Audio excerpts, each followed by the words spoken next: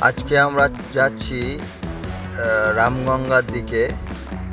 ওখানে একটি হসপিটাল আছে, হসপিটাল মোড় বলে। এখন আমরা আছি ভোলার রাস্তায়। আমাদের ডাক্তারবাবু এখন ঘুমাচ্ছে।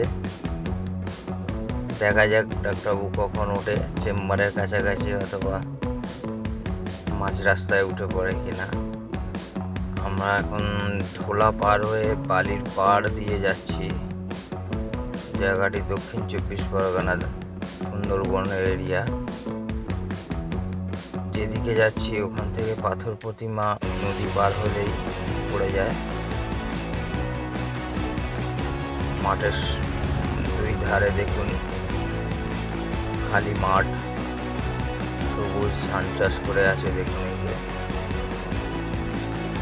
ওদিকেই আছে, বড় ভেড়িও আছে মাঝে মাঝে।